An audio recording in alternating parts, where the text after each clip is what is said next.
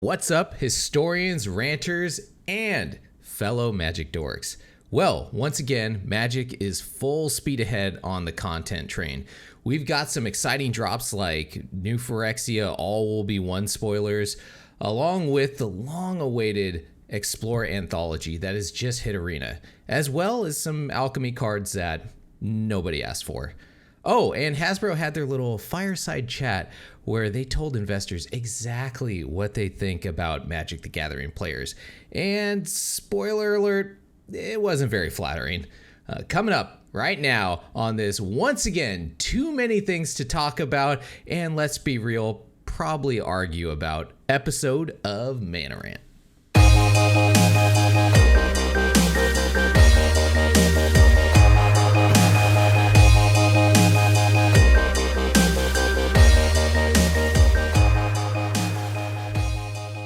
But first, I'm Hoshi, and my Hasbro-induced headache are having horrendous effects on the hollow head of this hysterical host.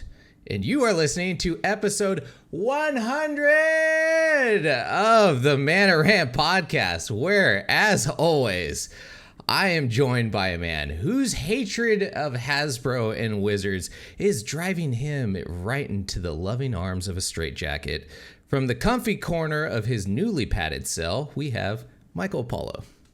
What's up, everyone? Yes, that is true. I am angry. I am full of hatred, and I expect to be ranting quite a bit on this episode as well. So be prepared to stop me, guys. I don't doubt it. And also, as always, I'm joined by a man who has received multiple restraining orders from Mark Rosewater for his quote-unquote poetry he has been sending him. So I'll read a quick excerpt here. Let me get into character for this poetry. Yikes. All right, here we go. Yeah. Oh, Mark, how I long to massage your powerful brown lotus while you come up with your next unset. Yeah, so truly haunting thoughts from our very own Drunken Dork.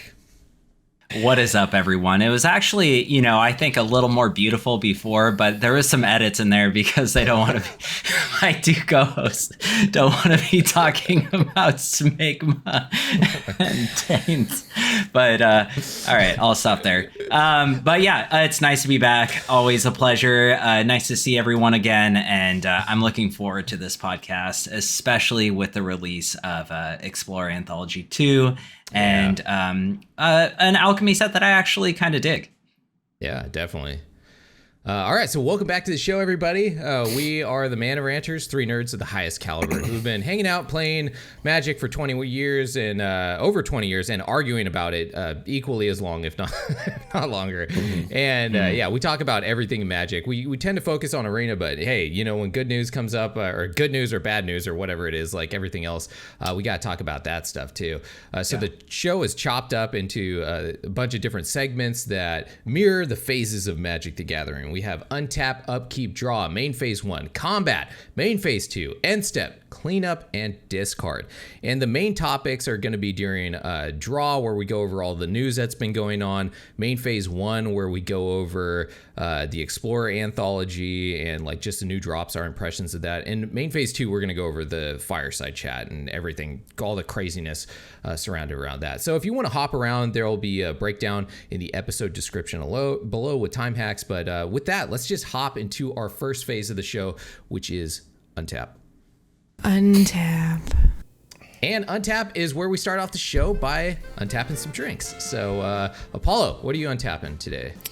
Just keeping it festive, keeping it easy. Sam Adams made a holiday pack. My wife really likes this, so it's actually pretty good. So it's a Sam Adams cold IPA, crisp and hoppy. So yeah, that's what I'm drinking.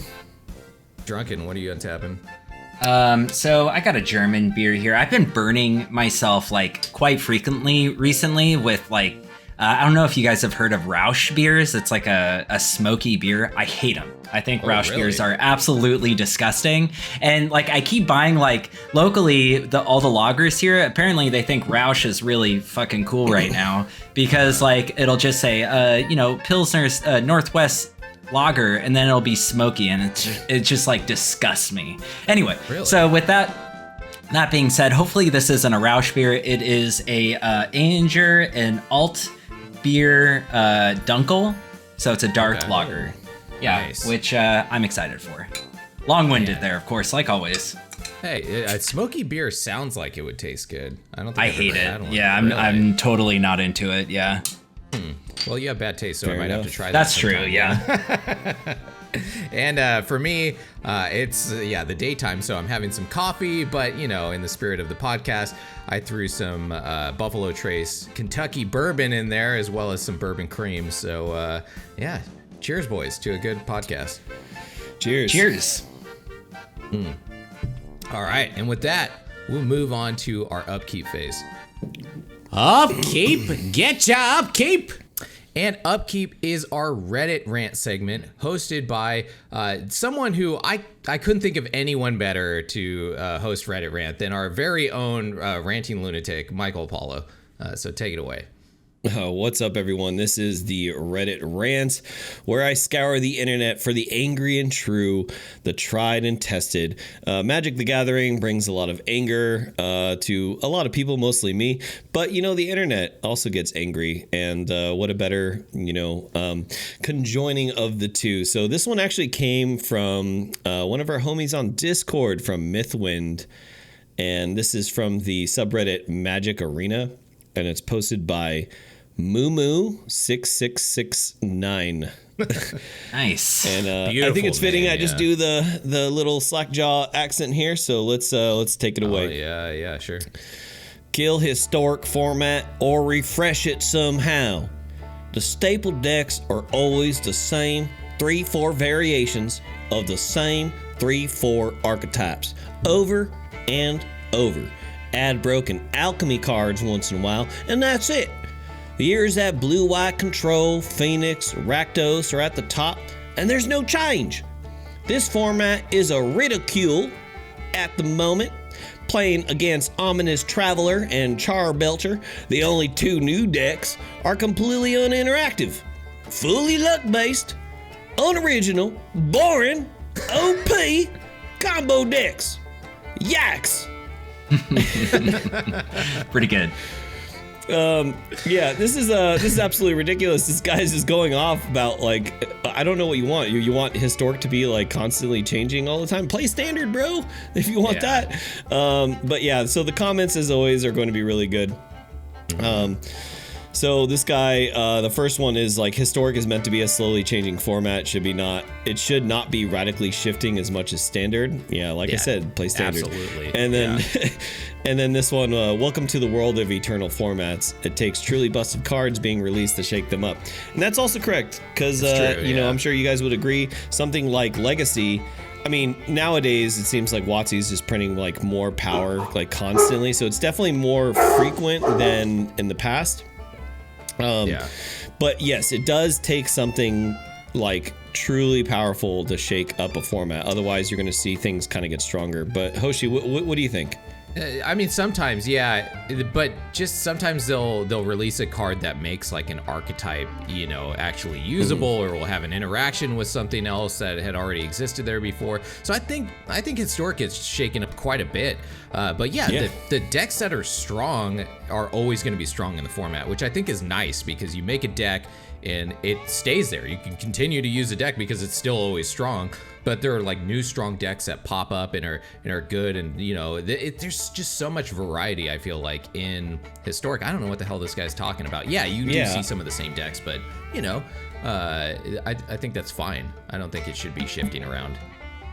Yeah, I agree with you there. That's actually a good point. Like, when you go against the big bad decks, like whatever's popular at the time, you want them to kind of stay there, because then when you build the deck, if you're investing these wild cards, you want them to actually kind of go the extra mile, right? Like make your money kind of worth it. So even though it might be a fringe deck, you can know that like even though it might be tier 2, at least like that deck can stay in for a little bit because the tier 1s are going to stay there. But Drunken, what about you? What do you think? Yeah, I kind of agree with what Hoshi was saying. You know, I don't see this. You do see like a deck here and there that like pops up more than other decks, but I can say for best of 3 and best of 1, I've been playing a lot more best of 1 recently with the release of the Explorer anthology, like just kind of messing around with different decks. And although you do see like some of the decks pop up often, like it's not the same deck every time. And I think arguably you see that more in standard. Like when a standard set comes in and it is figured out, that is literally all you see are those figured out decks because there's way less cards to pull from to really interact with those decks. Whereas historic, you know, it has such a deep card pool at this point. Like when those like high level decks come in, like green, white, life gain or something like that, there's a deeper card pool there where you can really disrupt decks like that and like control and all these decks that Mumu 66669 is saying. And so I don't know. I just completely disagree with it. And I think the voice work you did, Apollo, like always, mwah, chef's kiss. Perfect. Appreciate you, buddy. Nice. But yeah, that's all we had for the Reddit rant. Yeah, don't be like this guy. Study your formats, and appreciate what we got because anytime WotC can take it away from us. But so back to you, Hoshi.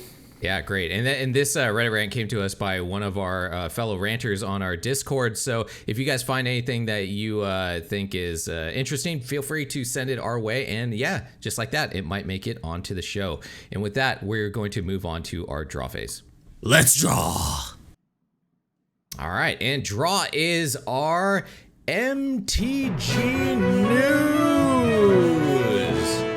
hosted by the most disgusting poetry producer that I have ever known, possibly in the world, Drunken.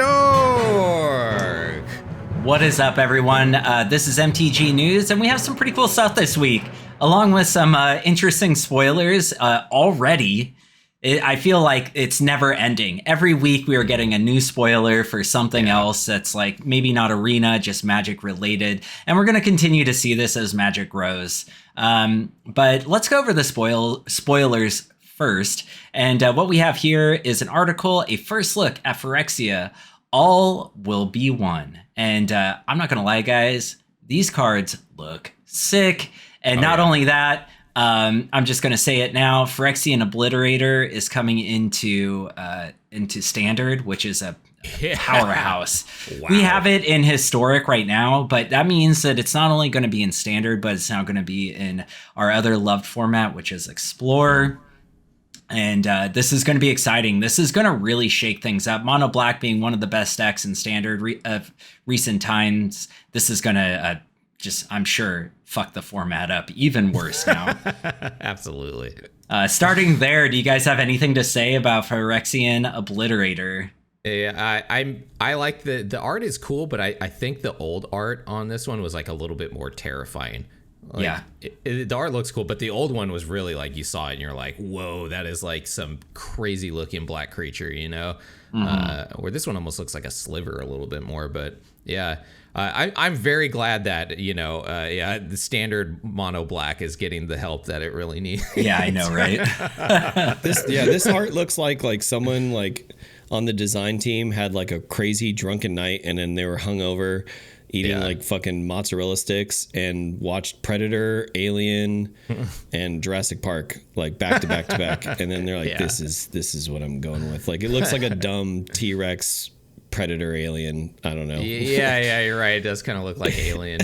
I mean, I personally really like the art, but it does. Yeah, I do agree. The old art was one of the few times where the old art is significantly cooler. I do. Yeah, agree. no, the art is good, but I'm curious how they came up with it. But yeah.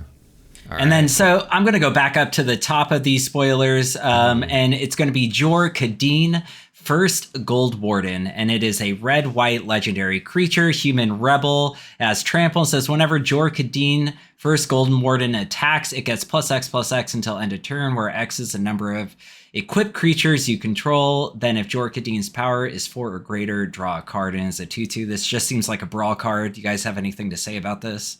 No, I don't. It's not good. Okay. Yeah, they're trying to make Boros good, I guess. I mean, they've been doing this more and more with these like Boros legendary creatures. I think just trying to bring Boros into the fold of Commander, right? And so the next one after that is going to be Koth, Fire of Resistance. It is 2 red for a legendary planeswalker Koth, which is a new planeswalker. And it says +2, search your library for a basic mountain card, reveal it, put it into your hand, then shuffle.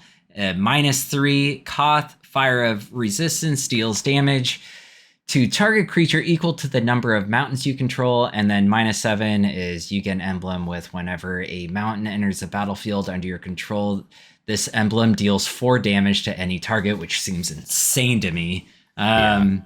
And it starts off at 4, so to get that -7, you just have to plus it twice. Anything to say about this? Yeah, it seems not great, I guess. I don't know. I like the +2. You get a mountain out of it. It just seems a little slow. Maybe it'll be good in standard. I don't know. I'm not a huge fan of it. I think Koth is definitely from the story. I don't know if he was a planeswalker before, but he's definitely existed before. So I think this looks cool, and like maybe now that we have in the Explorer anthology, they released the Nyx, Shrine to Nyx, where like you can do like totally mono-colored stuff. Looks like it might be fun in something like that, but yeah, you're right. I don't think it looks powerful. Apollo? I'm actually going to disagree with both of you. I think this is actually a very powerful card. Nice. I think this is going to finally make Big Red viable. 4 mana is actually pretty cheap for Big Red, and all of its modes are really good. So it's -3, which it can do right away, just gets rid of something that is an issue for you.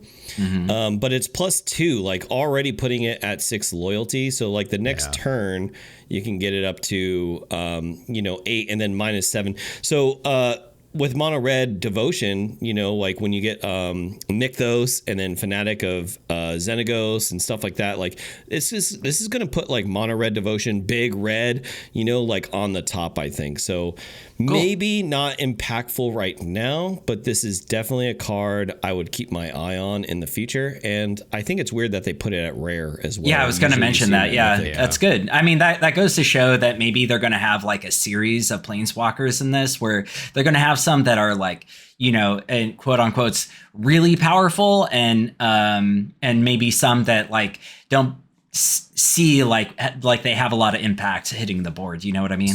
So you just brought up a good point, which I don't know if you knew this, but there are 10 confirmed planeswalkers in this set.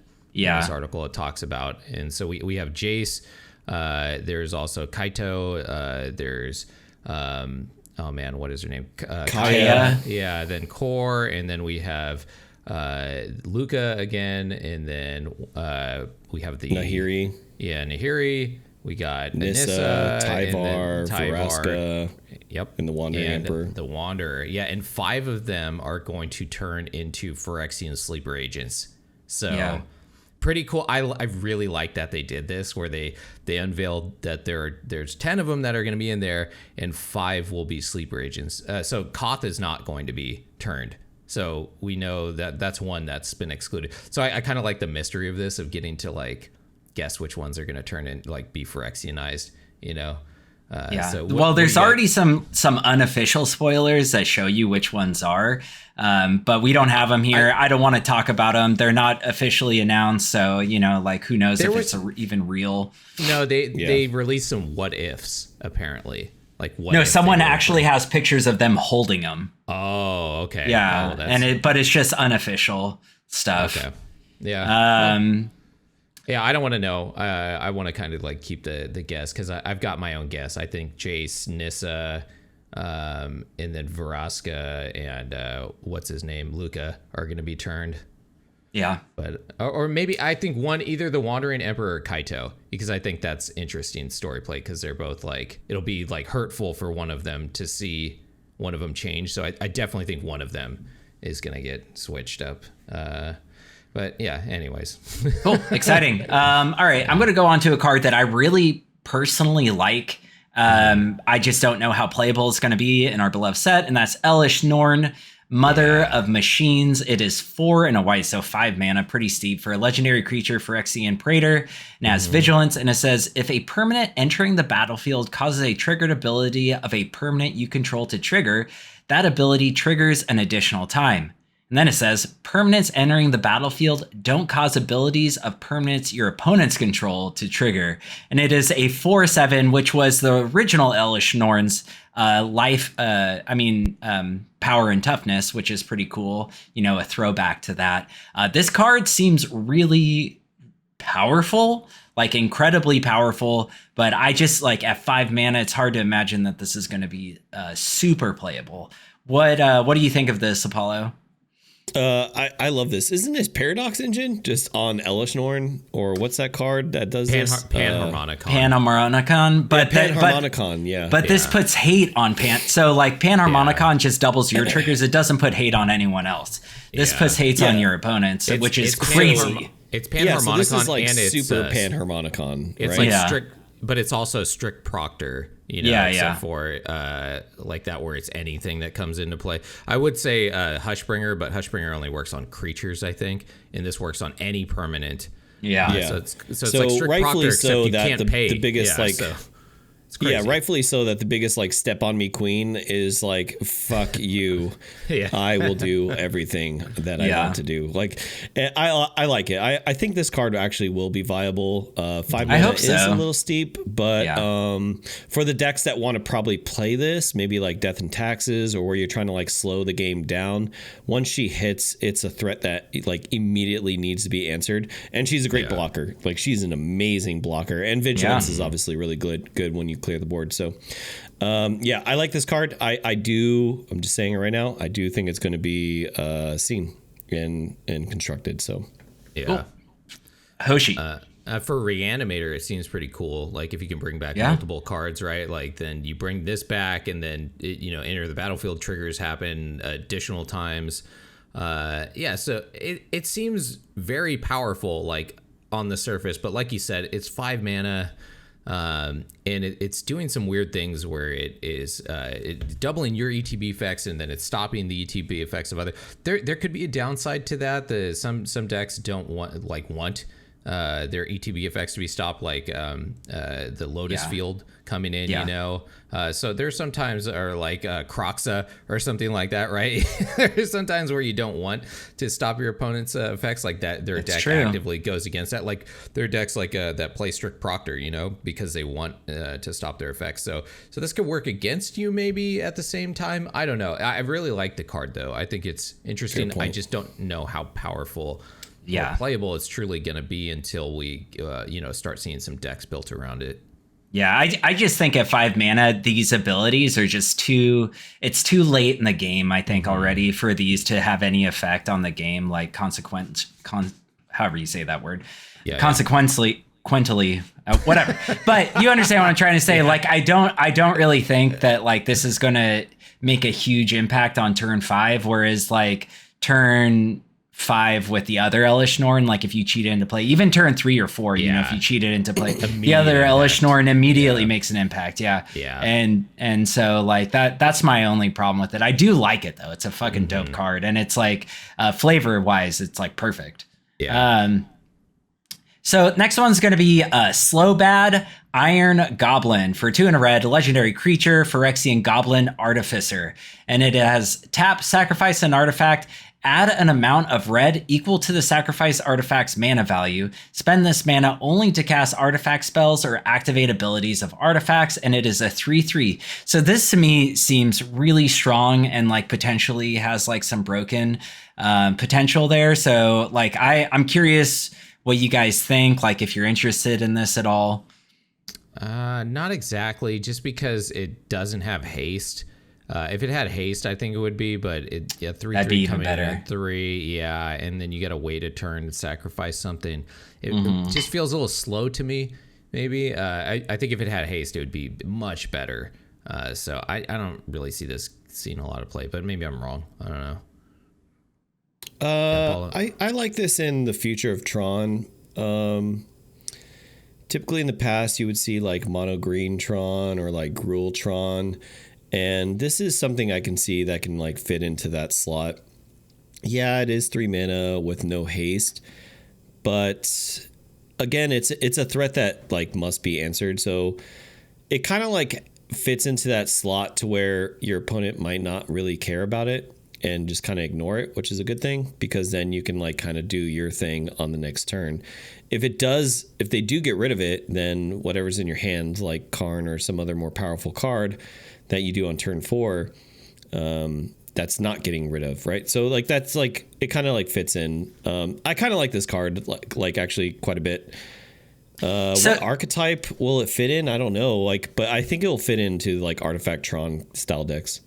I'm gonna throw out a cool like thing you can do with this. So you can tap a like a mana rock for mana, and then you can tap him, sacrifice the mana rock for mana. So then you potentially get a ridiculous amount of mana in just that alone, where you could be pulling off like an Ulamog on turn 3 or 4 or whatever. You know, you could get him out on turn 2 with a mana rock, and then you can pull off an Ulamog on turn 4 or something, which is pretty powerful. I don't know about Ulamog because it has to be spent on artifacts, right? Yeah. Oh yeah, but you could do like what's that big freaking golem. You can play him or something like that. Something really strong.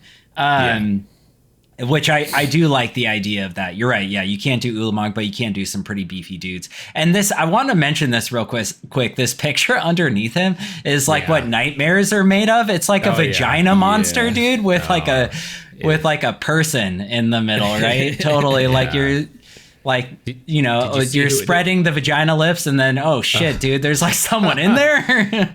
Yeah, that is some horrifying. It's like, it reminds me of that like Hellraiser, kind of just like weird gory type shit. I love it.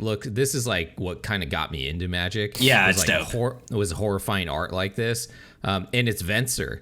I don't know if you saw that Venser. It says Venser's corpse puppet. So is it like a puppet of Venser? No, or is it Venser himself? It is. Yeah, it is Venser. That's horrifying. Poor Venser.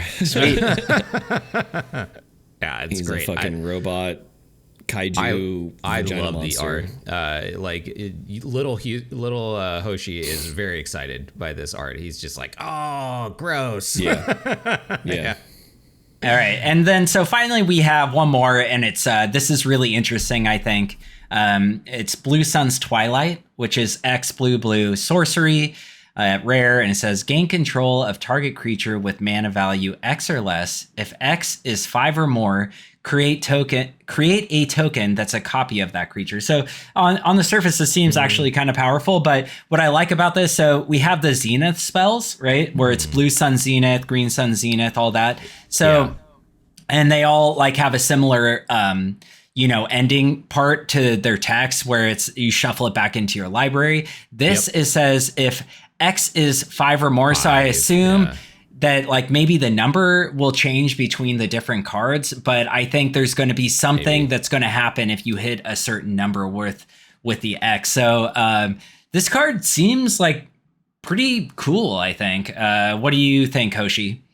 I think it seems okay. I'm just kind of excited to see the rest of these Sun Twilight cards. So I assume they're going to have one for every color.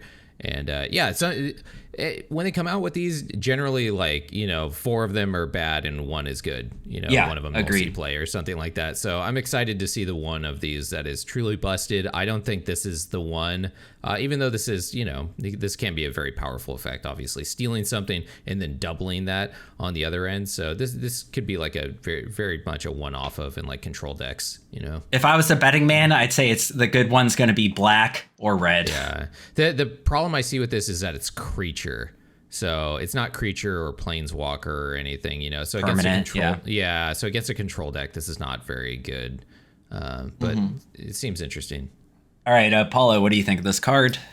I personally don't think it's like all too great, but I will say that I think like something like I can't think of, someone's gonna make this like work. You know what I mean? Like I think there's could be like some cool jank that goes on with this, like something using the one permanent that like gains control, like the blue permanent, that gains control of target permanent. God, I can't think of that card. But anyway, there's probably something that I can't think of. Agent of Treachery, that's what I was trying to go with. But there's probably something along those lines where it's like kind of janky, you really hate to see it kind of thing that I'm not seeing, that maybe someone can make this work. But at the very least, Jin Cataxius holding like what looks like Wrath of God looks fucking dope. Like the art is fucking sick on this for sure. It's pretty cool. So the only other thing I have to say is card previews are going to be from January 17th through the 25th. The MTG Arena Magic Online digital release is going to be February 7th, so a little over a month now, a month and a couple of weeks. And that's really about it. We have Did you have something else to say? Yeah, just looking at the box that's coming out, the draft boosters, they have that ridiculously busted Angel Praetor card on the box. I forget what her name was. Do you remember? No.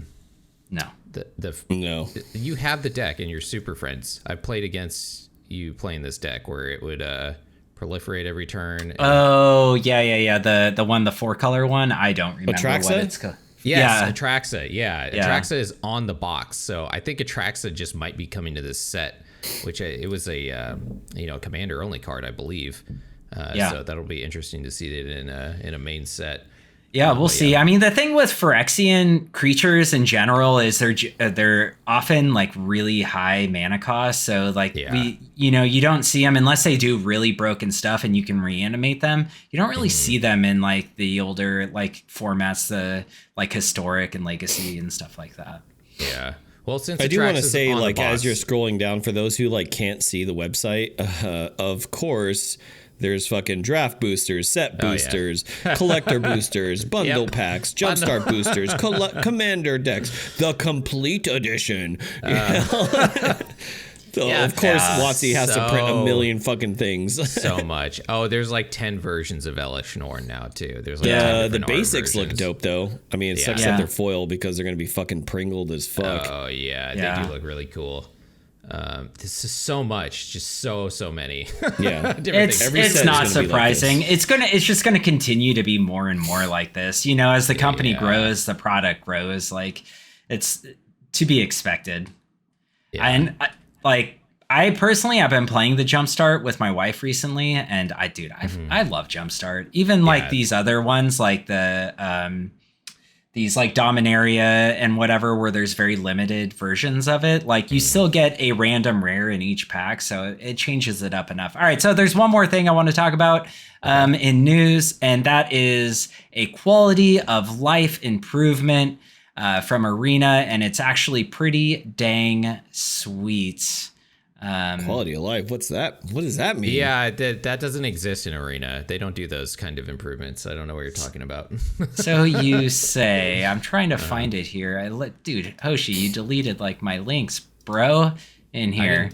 Oh, maybe. Is it the MTG Arena links, announcements? Yeah. So introducing the player inbox. This is a new quality of life improvement for Arena. And the player inbox is a new in-game feature that will allow us to better communicate with players, such as providing important news and updates, qualification reminders for special events, and receiving promotional items and rewards. This is the most important thing, without the need for a code. Like the aforementioned Alchemy, the Brothers War packs, or the Waste cards from the Explorer Anthology 2, or even like the Oops, we fucked up. promos that they give us all the time because oops, we fucked up. It happens pretty often on Arena. Servers are down. That happens everywhere, but it happens a lot on Arena. Yeah. Yeah. And so, but it's good because this is a really good quality of life improvement, I think, because like before, if you play almost exclusively on the phone, which these days, that's mostly where I do play. It's a good way to redeem codes now where you didn't have that option before. There's no place to put a code in on the phone. So now we have that option. It's great. What do you guys think? Paula. You can Oh, sorry. Yeah. Hoshi, go for it. Anything that makes you use your phone more efficiently. I like it. That's a good tiny fix that will be appreciated. So, I dig it. It's the first update that they've done to the client in God knows how long, where I was like, oh, this is a positive update that they've actually made to quality of life, which I can't even fucking think of the last one. Do you guys get anything come into mind for like something that they've done as far as quality of life? Exactly. Isn't that crazy? They do almost nothing to the client to like make it actually better. So this one, I was like, oh, cool. I could just redeem these by clicking on it. This seems too good for Arena. Right. Like no hoops to jump through. This is crazy.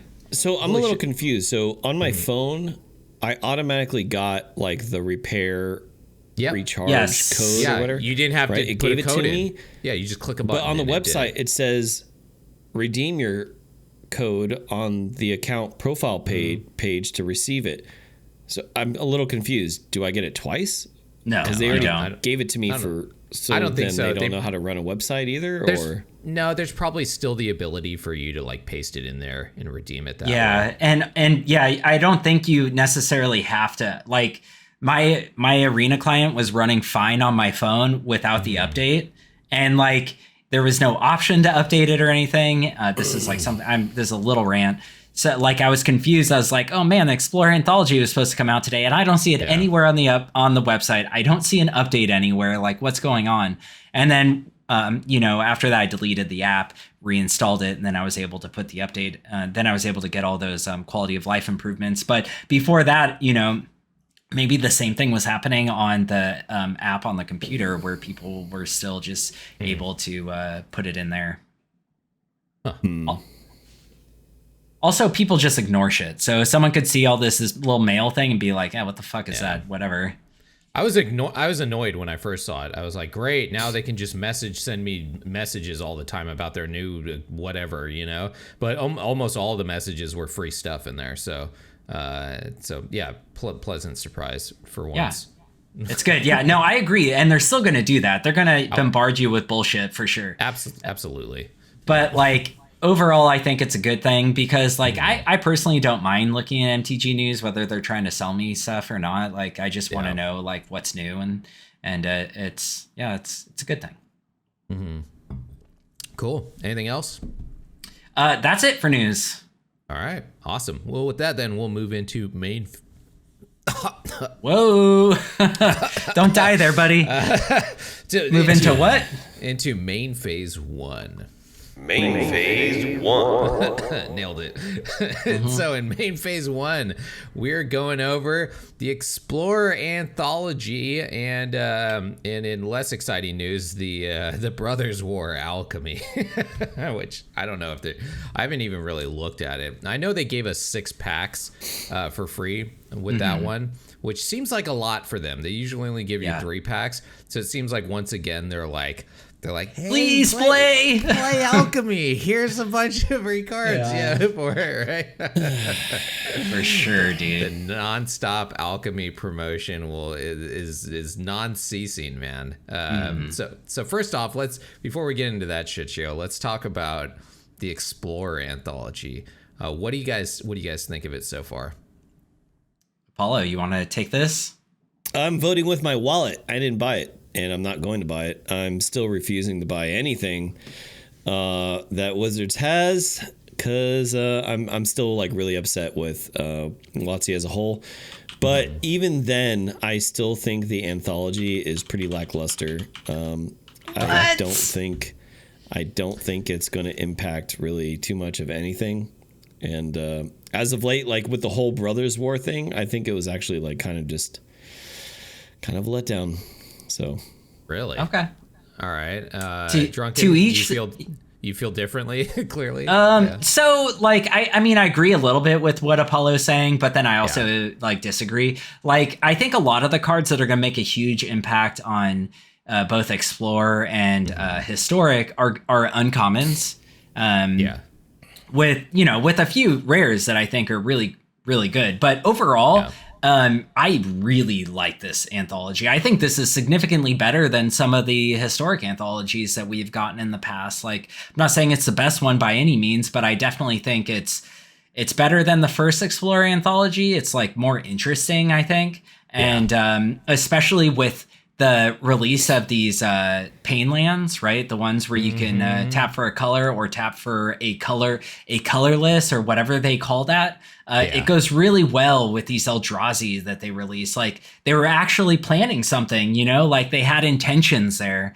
You know what I mean? Like I like that a lot. And then you can't overlook the Sliver Hive Lord. Oh, awesome card, dude.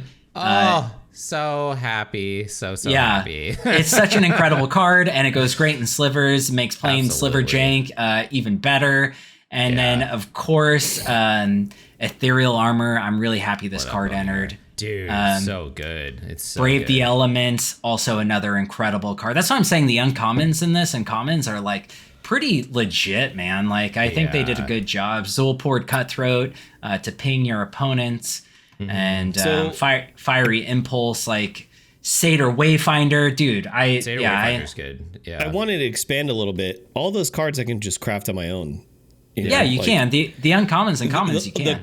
Okay, so why would I pay $40 for cards I can just craft on my own? Like the rares and mythics aren't like too. they're not screaming to me to.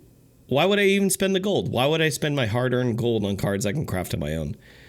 Like, you know what I mean? Like the cards that are at rare or mythic rare. I mean, I have like 28 fucking mythic rares.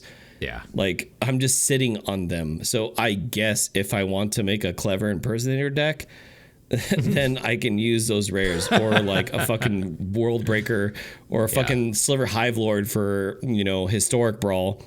Like, I guess if I wanted to do that, I could. I already have the wilds to do it. So, like, why would I pay like $20, $40 or whatever? Well, to buy this anthology. So to quantify the cost, like, so for example, 4 rares is $10, right? Yeah. That's how they do it in the store. So the lands alone, all these lands are playable. Yeah. And so you only need 2 Nykthos. That's all you need. You don't need 4 of those. But I disagree. But all right, fine, maybe 4. I would say 2 Mutafault. Okay, so I would agree with 2. Yeah. And then 4 Mana Confluence right there. All those are rare. All those, if you were to craft a lot of rares. 12, that's $30 in cost right there, right? But that's not even including Thought Knot Seer is an incredible card at rare. Matter Reshaper, these are both cards that are used in Eternal formats.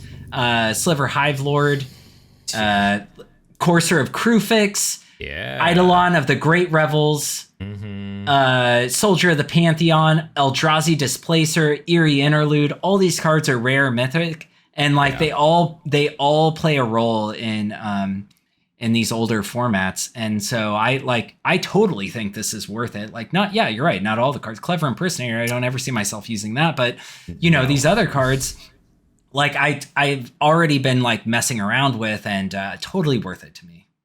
Yeah, I feel the same way. I did buy it. Yeah, I absolutely. I think it's great. Yeah, I mean Kozilek, there's just they might work in older formats, but maybe not historic. That's all I'm saying. I agree with you. But this is once again an Explorer anthology, right? So this was meant for Explorer. And none of these are going to be played in Explorer. Like literally, that's not true. Thought Knot Seer, Matter Reshaper, dude. Nykthos is probably the most Nykthos, Mutavault, Mana Confluence. Yeah, Mana Confluence? Are you kidding me? The mana base is already so good in Historic. Why would I use Mana Confluence? In Explorer, you're saying, though. It's going to be used in Explorer. Yeah, Mana Confluence for 5 color decks, like at least 1 off. Yeah, I guess, if you want to make that 1% of people who play 5 color decks. Yeah. And then Eidolon of the Great Rebels is definitely played. That's probably like that, and Reflector Mage are probably like the cards I'm most excited for. Yeah. Well, Brave the Elements and too. Reflector Mage is uncommon, so yeah. Well, Brave the Elements also is uncommon, but insanely impactful, I think. Yeah. Both the uncommons are great. Yeah. Both Thought Knot Seer and Matter Reshaper though are used in Pioneer. Like those are both used cards, and they're both powerful cards. Yeah, I agree with you. This isn't one that you need to buy at all, but if you do, if you want to play around with these cards, the value is there. I see that, I'm a jank player, so I like playing with like all kinds of weird stuff. So for me, the value is totally there. But if you are like strictly just going for the wins and climbing the ladder, then yeah, you probably don't want to buy this if you're like sticking to your wallet a lot. Totally. But, yeah, no, I agree. I'm sorry, Apollo, if I'm coming off as aggressive. Like, you're entitled.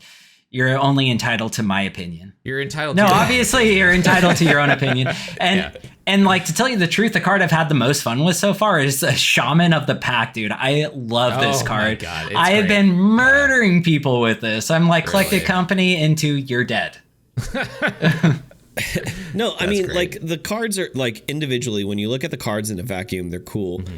I just can't justify spending money, right? Like, if you have the gold, if you have the gems or whatever, then cool, dude. Then I guess use them. But for me, I wouldn't personally. And I wouldn't spend my money on this. But there is also, like, to agree with you guys, once they're gone, they're gone. You have to craft them individually. Yeah. So I guess if you really did want every single card, it is going to cost you more money in the long run. But for me, seeing how unimpactful a lot of these anthologies have been as of late, unless there's like something that's like screaming like this deck is going to be tier 1 or this deck is going to change the format, I'm not really... Well, I'm not inclined to buy it. So. To play devil's advocate for a second, I have not bought some anthologies in the past because I felt the same way. I was like, these are lackluster, or I don't see these cards being very useful. And I know there are times where I've been building decks where I was like, oh, okay, for this deck, this new deck that I want to make, it's requiring cards that were in this anthology that I didn't fucking buy. So like now I need to go back and recraft these cards because now they're good based on whatever new card came out where they weren't, super good at the time. So I have had to like go back. I've had to go back and recraft a lot of cards that were in some of these anthologies I didn't get. I've done the same. Yeah. So that's the thing is buying it for maybe good in the future. I mean, that's future investment. Yeah. And I just true.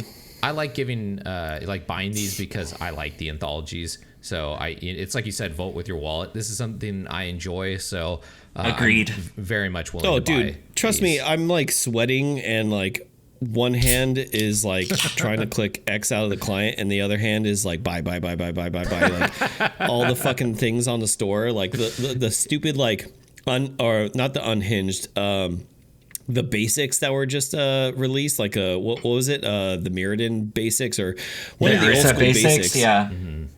And I was like, oh my god, I want these so bad because I have them in real life, Yeah, and I'm like, oh my god, I want them. And in our Discord was like lighting up. They're like, I know. Hey, fucking dorks, look at this shit. And I'm like, oh my god, I was like, no, fucking bad. No, I'm not buying them. No, I've had and then so the other many side's like fucking angry, lands. like trying to make videos on hate shit on WotC. Like, no, I said vote for with my wallet. Like, I refuse. Like, like it's tough. Yeah, those classic lands, I was like, oh, dude, I got them. They're great, dude. They're so great. So sexy, dude. I wanted them like so all bad. my commander decks run my old school fucking lands when I was a kid. Like, oh, dude, I was so like, good. no, I have to save gold. I'm not doing this. Yeah, it's tough. Yeah, I've shame bought things so many times on this stupid store. What do you guys think though? Like, would you guys buy this fucking anthology? Have you bought it? Like, I'm actually curious from our subs, like That's people who great. like watch the channel, like what's their opinion on it? That's a great point because we are weird. I feel like we're three idiots. So so I'm curious what the vast majority of you guys think about the anthology, or if you bought it, because I know I've seen people at least playing a lot of. The Karn, man, what do they call the mono green card? But Tron, a lot of Tron decks have been popping up like crazy. So I wonder if people just crafted that, or if they bought the Explorer anthology. Yeah. Let us know. Yeah, with that, let's move on to the Brothers War. Alchemy. I think we could just skim over this, and just Did you guys? Did you get anything out of this? Have you enjoyed this at all? Have you? No. Well, I did. So I did play the midweek Magic thing that they had, where they had some pre-made alchemy decks out of this. Did you guys play that at all? I didn't. No, I don't. I generally don't partake. Oh, I almost always do, because I'm a rare whore, and I just want to. I try and collect them all, So it's something that gives you a couple free rares. So I always do it. And this week it was alchemy. So it was interesting playing with the cards like this by Elspeth's Command. Which was pretty cool. Not very great though. I mean, almost all of them that I saw, I was like, okay, these are okay for maybe alchemy, I would think, but I don't really see any of these cards that I've played with like making their way into historic, which is the other spot. Maybe assemble the team. Assemble the team looks pretty, but once again, that's an uncommon card. That card's really crazy. And then Perilous Iteration, I've seen a deck with that so far, pretty neat. But yeah, I haven't spent a lot of time looking into it, or really trying to play around with them too much, because it's just, once again, just something that's like, it's too much to keep up with, and I've really haven't had the chance to dive into them to see if anything is jank worthy. So maybe someone else will come up with something. I personally have been. Sorry, dude. No. Keep going. All right. So I personally have been playing Lonely End. I think this card's incredible. We talked about it already. And then Penregan Besieged. I don't know if I'm saying that right.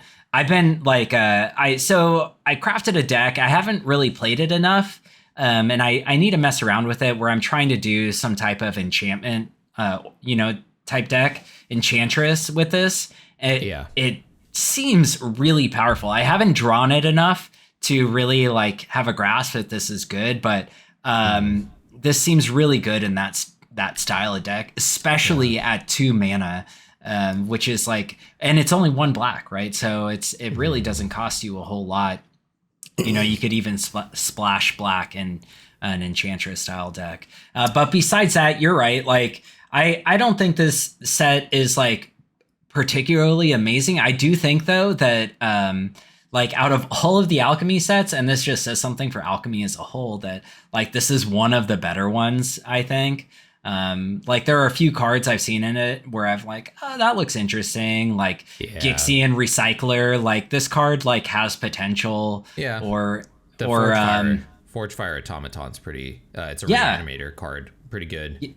Yeah, exactly. Yeah, I do see potential here. It's just I don't know. They just need to fucking get alchemy out of here, man. That's really what I think. It's just annoying. It's just annoying. It's too much. Right? It's one of those things where it's I don't care about alchemy the most out of any format. And so with the constant releases of it is just it's just annoying. You're I just want this format to go away and for it to not affect historic.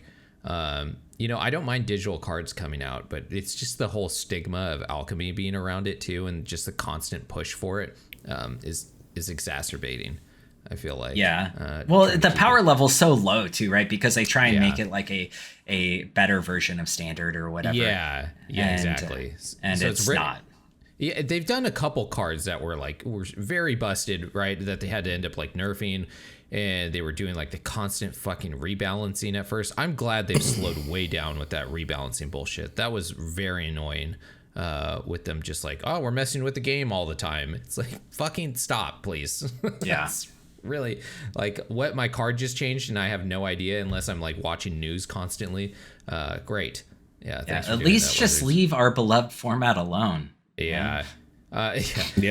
So, Apollo, was there any card, at least out of anything in here, that made a impact on you? I mean, you guys kind of hit the nail on the head. There's a couple cards that I guess seem like cool or interesting. I hate alchemy, and I'm going to do the same thing I've done with every alchemy set. If I see it pop up, then I might craft it, you know, like Minskin Boo or whatever in my, you know, Jund mid-range, like Boomer Jund.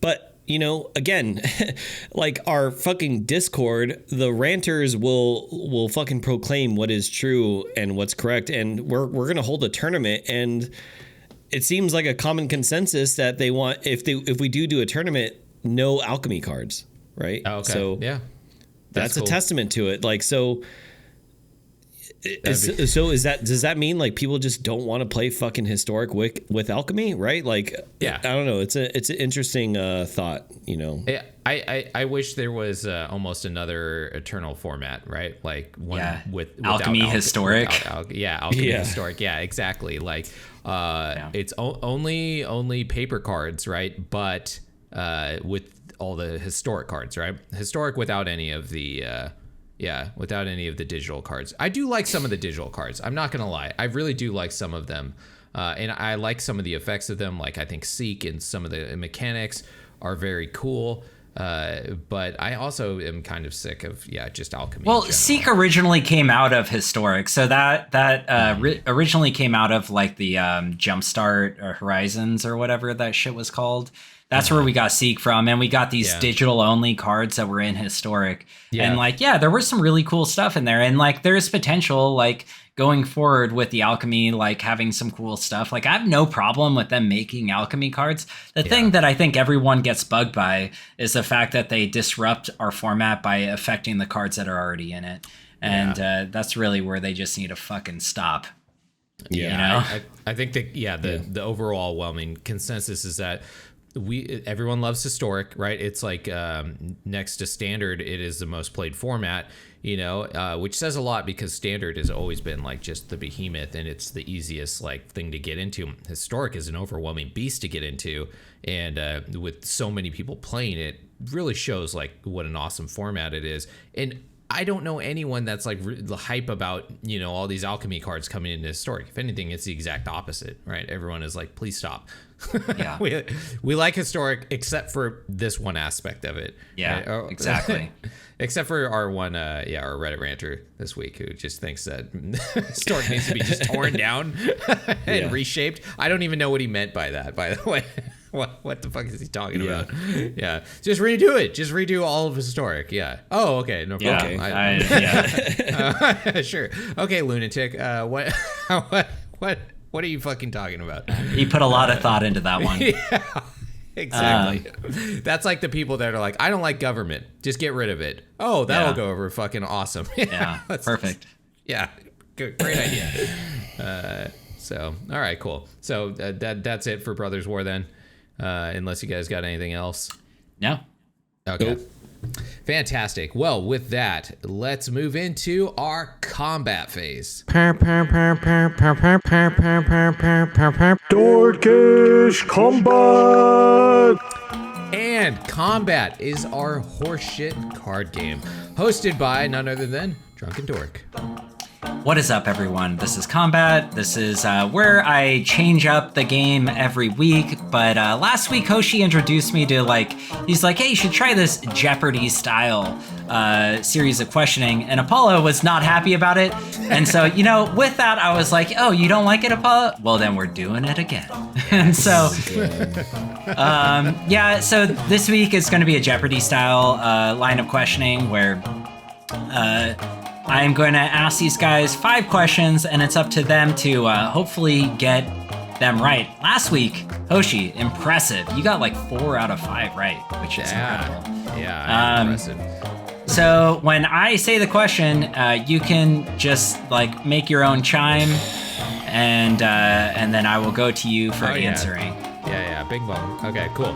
Ready. All right. So last week we had a theme with banned and restricted. This week I kind of had a theme, but it was just this is just really hard to do. So I think going on next episode, it'll probably not have anything to do with Arena because it's really just based around dates with Arena. So here we go. Question 1. Let me put this in a little bit better spot. All right. So question 1. This March 2021 quality of life improvement finally brought MTGA into the 21st century?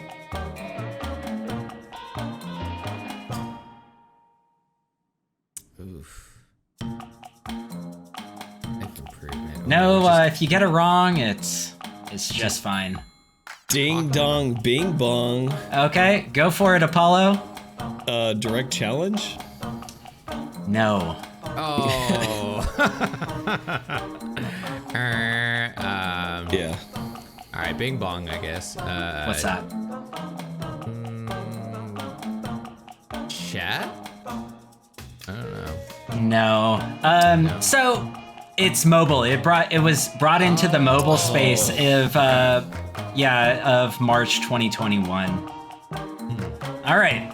Which finally brought it into the 21st century because they were way behind on that one. Yeah, I guess that is a quality of life improvement. I wasn't thinking about it in that way. Yeah. Okay. Cool. All right. Question number 2. Arena had its full release for Windows users on September 26, 2019, aligning with what set? Ooh.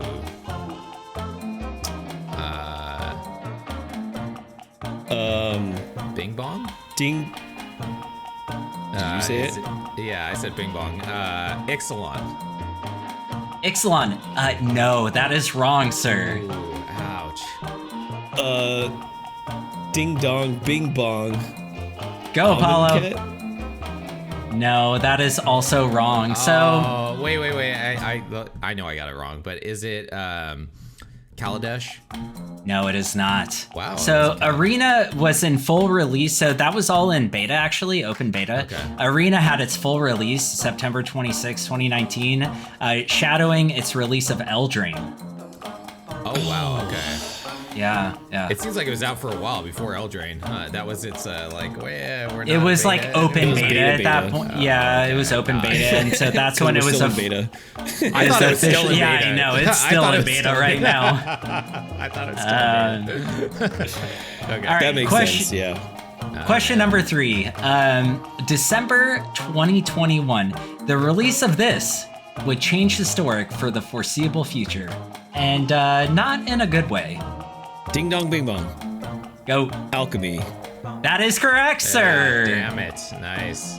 Yeah, The good not, job. The not in the good way. It was like, I was like, oh, look at me. Yeah, nice. Yeah. I know my hate. Yeah, that. that's true. All right. Yeah, that is true. Pretty good. So 1 for Apollo, 0 for Hoshi. Here we go. Oh, tough. Yeah. This format, originally known as Standard Plus, is now officially referred to as what format? Bing Bong. Go. Alchemy. Wrong. What? Yeah. This was a shocker when I read this. Hey guys. Ding No? dong bing bong. Oh, yeah. All right, Apollo, what do you got? Explore. Wrong. Ooh, is it historic? It's historic, yeah. Oh, originally, wow. originally referred to as Standard Plus. It is now officially called Historic. Huh. Wow. All right. Did Yeah. not know that either. Yeah, that one shocked me when I read it. So all right. big. What fan favorite format was introduced June 2021? Bing Bong. Go. 2021. Explorer? No. Oh, damn it. Apollo, you got a guess? 2021. Oh my It's, god. it's actually kind of specific too, but I'll just no take. hints. No hints at this point. I don't know actually. Ding dong bing bong fucking artesian. No. Okay, wait, I got one more guess. Is it Historic Brawl? It is 100 Damn it. card Yeah, Historic Brawl. Wait, Yeah. what? Yeah. It wasn't I knew it. released before that? No. So Brawl was introduced in like 2020, I believe, but Historic Brawl wasn't official 100 card Historic Brawl because it started as That's right. It started as 60 card, and it was like this thing that came out every once in a while, and then it became a regular format June. I was gonna say that too, but the second you said wrong, that popped into my head. I was like, motherfucker. And now, all right. I was gonna say, but I thought it was before that. Yeah, that's yeah. All right. Well, it seemed like those questions were a little too hard this week, and next time, the dates are hard. Yeah. Yeah, the dates are hard. Yeah, because they're actual questions, not like how do you morph a band card Oh my God, I know. Praetor. You salty man. Let's pour the salt. Let's dump that salt out. I love your salty tears. Well, this week, Apollo, you win. You won this one, Apollo. 1-0. Yeah. Damn it. I should have got that last one. You get nothing. Yeah, that's nothing. True. Oh, well. I'm not good at history. Yeah, and you throwing the dates in there just like brings me back to history class of being like, I'm going to fail this exam. I mean, apparently I'm not good at history either, but, you know. Nice. All right. Well, Yeah, good. I think so. Going forward, I'm gonna ask like questions that hopefully are relevant to us, like when we played and stuff, and we'll see. Those Otherwise, were really interesting, though. I liked it. Yeah, it was interesting. It was just tough. Yeah, stuff. yeah, those are good. Cool. Well, how'd you guys do out there? Besides the alchemy one, the one that oh my god, that one was easy. He just ping ponged faster than I did. Yeah. How'd you guys do? Did you get anyone besides that alchemy one? Yeah, let us know. And with that, let's move into main phase 2. Main phase 2. All right, main phase 2. Here we go. This is the fireside chat. Oh boy, I know. Brought to you. I think our number one hater is going to host this week because he's salivating, like chomping at the bit to shit on WotC right now. Which So take it away, Apollo. What All right. So if you guys didn't know, I posted a video talking about like the upcoming fireside chat. It's already been like long gone.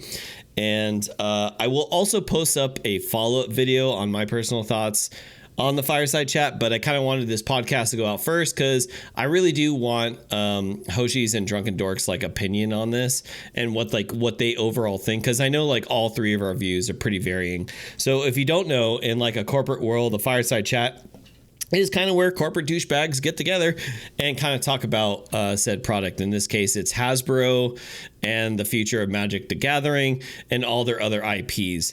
So it was about like a 45, almost like a 50-minute fireside chat. Yikes. And they had and it was extremely fucking droning to like go through and listen to. It was so fucking boring because it's just a bunch of corporate lingo. Yeah. They're just like jacking each other off and just servicing each other constantly. That's what I heard. So just like a big takeaway here, I have an article that I posted in the syllabus for you guys to like kind of look over. Okay.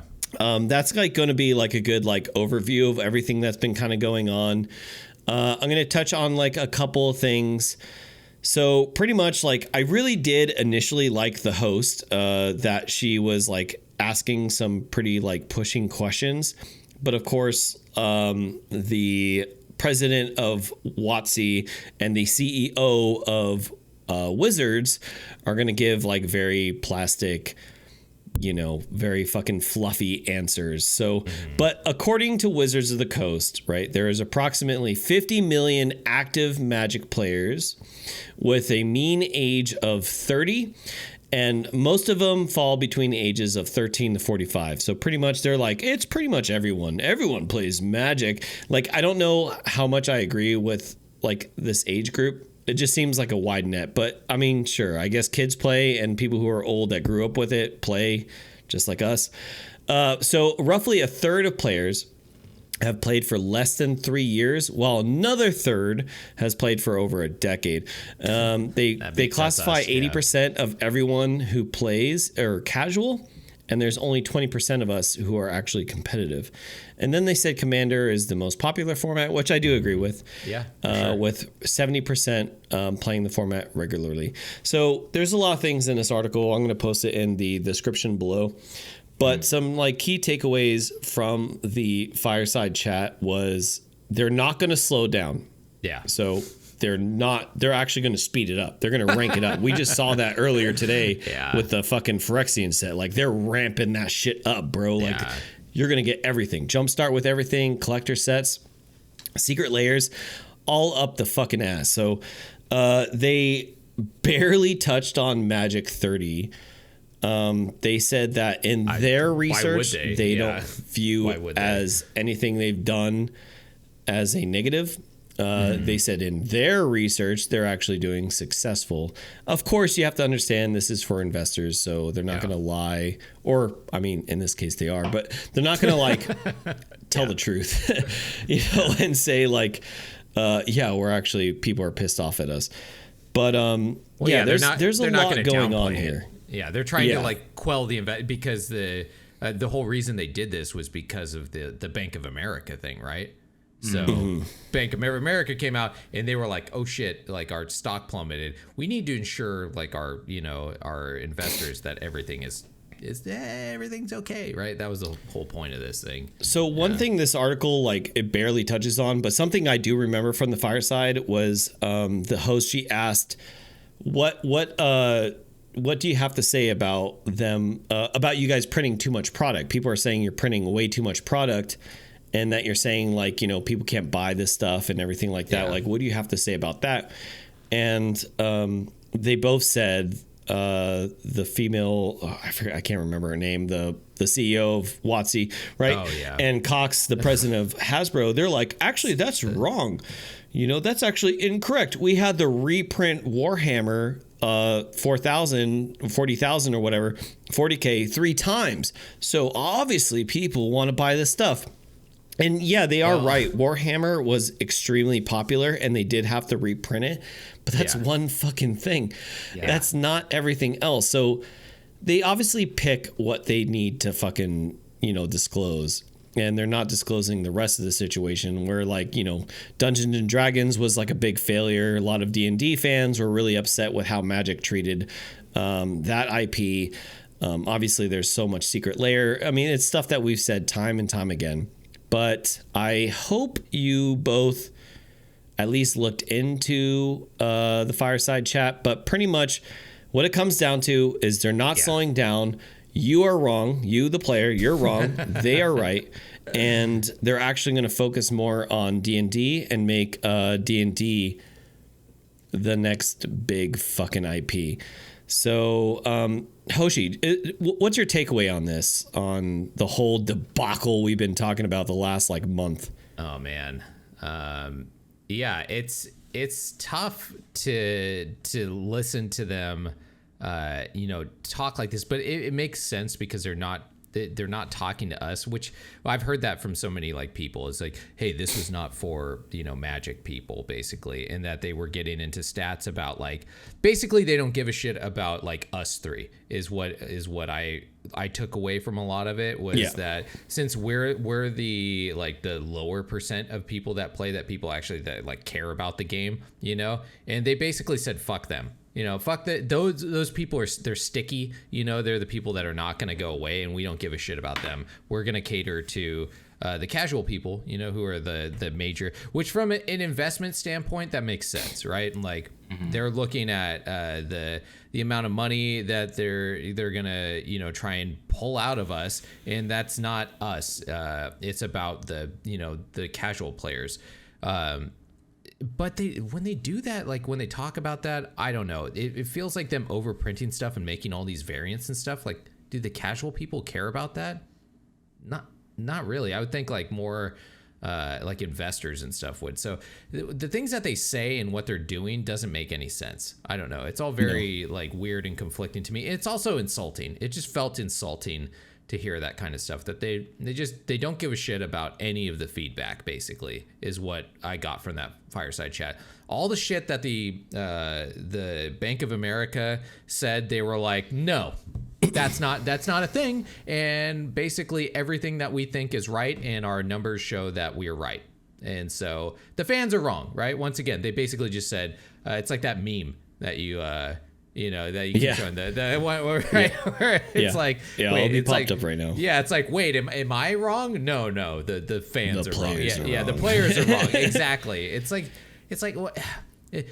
I think that it's going to have consequences over a while, right? Like kind of like the bank of investor thing was saying was, sure, their metrics are showing that they're doing okay right now, but how long can they piss fans off to the point where like it's going to hurt their business, I think. But they're trying not to say that because like their sales are up. But I think one of the takeaways is that their sales, what they see is different than what we see. Like he was talking about things being left on the shelf, which I see all the time when I go to like my local commissary and stuff. Like there's a lot of old shit just sitting there, like way more than I've ever seen before. Like, right, there's just a ton of shit sitting there. But from Wizards' standpoint, they have already sold that to the commissary or to the store or whatever, right? So they sold it already, right? So their sales are still good on that, right? But the sales of the people that are buying it are not. So at some point, that's going to catch back up to Wizards, right? Where they're going to not order as much stuff and it will affect them. But they're not seeing that right now. And I think they're being very nearsighted about that. So I think they are going to see some negative effects in the long time, especially if they just start, or if they're like, hey, we're still printing, right? Print, fucking just, just cards, right? Like, so I don't know. Yeah, fair point. Very frustrating. Frustration is extremely. It seems away. like they have like a disconnect, right, with like the actual consumer. And as a business, like as a company, as a corporation, they have like a couple avenues they can take. They can either go all in on like the plan they're doing, which it seems like that's what they're doing, or they can like, you know, bend over, take the knee. Hey, we fucked up and we're going to like redesign and we want your faith again. So they obviously went the other avenue. They're going all in on this. And a comment that we got actually on one of our videos, he's an owner of a local LGS in his area. Oh, wow. And he was saying that, you know, he's one of the many who have stopped buying so much product, and they're now focusing on other TCGs, one of which is Flesh and Blood. I've heard about that, yeah. And he was like, as a business owner, he just can't continue business with MTG because they just keep fucking the distributors LGS, and stuff. yeah. So yeah, I heard that that's what they mentioned, that like during the fireside chat, that they were like, no, we're doing awesome with our LGSs, right? Yeah, like they said that. Yeah, they said that the LGSs are doing good, distributors are doing good, and they also said they don't care about the secondary market, but they print Magic 30, which is infecting the directly secondary market and taking advantage of the secondary market, which is total bullshit. Yeah. But Drunken, I want your kind of like insight on this, I guess, like as a whole, or everything that we kind of talked about. So what's your like viewpoints on this? Yeah, I mean, it's like Hoshi already said, it's not surprising. This is a major corporation, right? So they have to be vague about what they're talking about.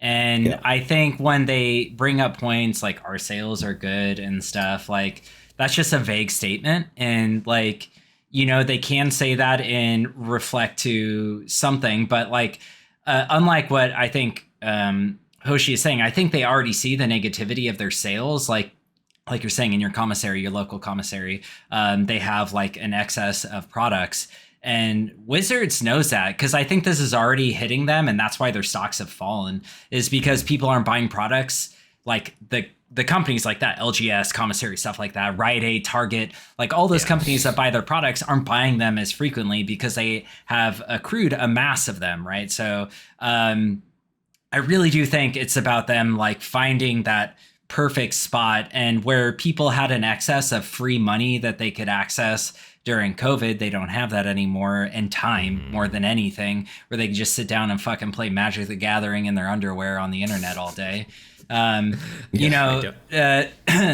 now they kind of have to understand where their big market is. And I don't see it slowing down. Like, I actually don't think they're wrong for doing that. It's just about finding out like what products are actually selling, and like how much product they need to be printing. Like they don't really show the numbers on Secret Layers, but Secret Layers is a print to order product. So they don't actually print it until it's ordered.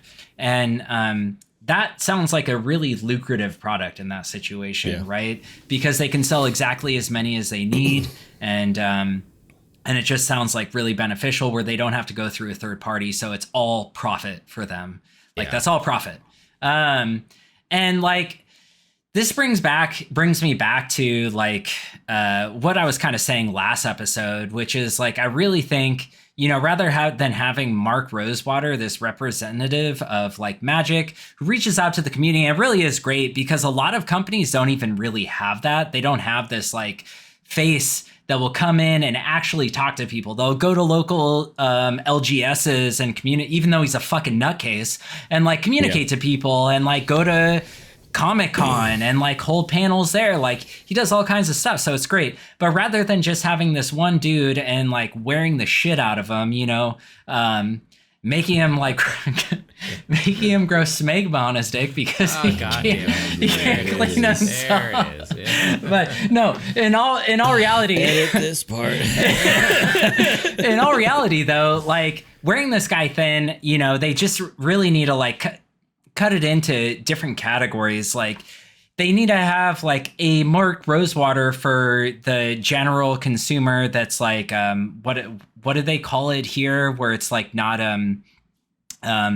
they're anyway, people who play like Commander and stuff and like Jumpstart. Like they need Mark Rosewater needs to like cater to them, and then they need to have a face like that caters to the people that like playing in tournaments and stuff, and then they need to have a face that caters to digital players like us, so right? You're saying like casual to competitive and stuff like that? Yeah, and like they need to have these people as representatives, not only like that'll like speak to the player more, but it'll also like they can take input in better, you know, if they have more assets like covering things like this. I'm not surprised they're going full steam ahead. Like that doesn't shock me at all. Just because you hit this bump in the water, like that's to be like expected coming out of COVID. Like so many companies are running into that. But like I don't think the popularity of Commander or of Magic is slowing at all. It's just like plateauing, and that's kind of what they say in this article too. Is whereas like the casual players like Commander, there it's like that number is kind of starting to plateau because they've already reached as many as they could during COVID, right? With so many people having nothing to do except watch YouTube. Yeah. I think you kind of touched like a good point, like having more representatives or like producers kind of like reaching out, just discussing things, because look, I have no problem spending money. Like I've said this before on past podcasts, I have no problem spending money on a product or an IP that I love. But you just got to like convince me to spend it, and then maybe communicate when things kind of go south. And that's like something I think myself and a lot of people, like a lot of our viewers, a lot of our subs out there kind of agree with, is that the damage has kind of been done. And at this point, it's like a lot of people are demanding something, like just say something, like at least acknowledge it. Like say that we think you're a fucking idiot and we're going to keep doing this. So this fireside chat kind of, it kind of just touches that. Like it's a lot of like corporate fluff, but we would like a human, like an actual person, not talking about cocktail parties and you know, when I talk about dungeons, like so oh my cringe. god, that was I heard about super that. cringe. Yeah, so like the president or whatever, the CEO, Cox, he was like talking like at a cocktail party. He's like, when I talk about Magic, only like 5 people out of 10 know what I'm talking about. What an unfortunate last name, by the way. The way it's spelled too, COCKS, dude. Yeah, it's actual Cox. Oh my god, dude, that's pretty bad. But when I talk about Dungeons and Dragons, everyone knows what I'm talking about. It's like, all right, dude. So you definitely confirmed that you're going to the Eyes Wide Shut parties. Like I was right. Yeah. You're going to the Eyes Wide Shut parties, and you're doing cocaine, talking about fucking us buying your dumb products. But there's a lot of disconnect, and having someone like a Mark Rosewater for each different IP, I guess, or each different sector of Magic the Gathering, talking to us, that would be cool, man. How are they going to improve Arena, or how are they going to improve, you know, paper?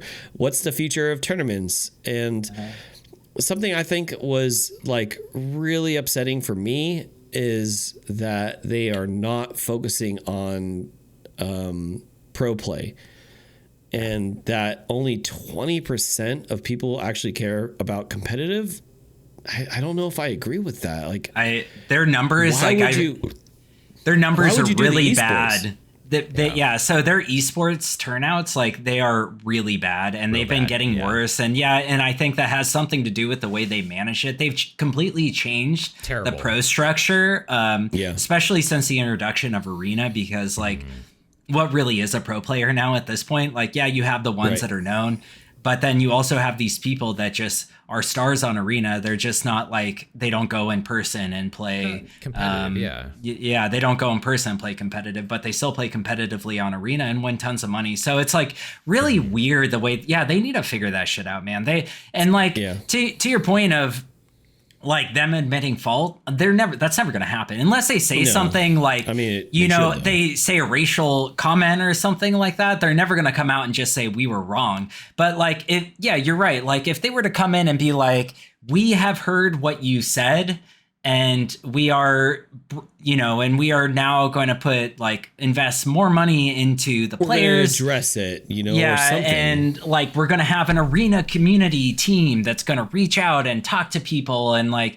rather than just like, was this game good? Yes or no? Like, that's literally. I just got one of those. Sad face. Remember they used to do those all the time, and then they just kind of stopped. They were like, we don't give a shit. I just got one of those the other day again. I was like, whoa, I remember these. I totally forgot that these just went away, Did you have a good game? Happy face, sad face. It happened when I won, so I was like, yeah.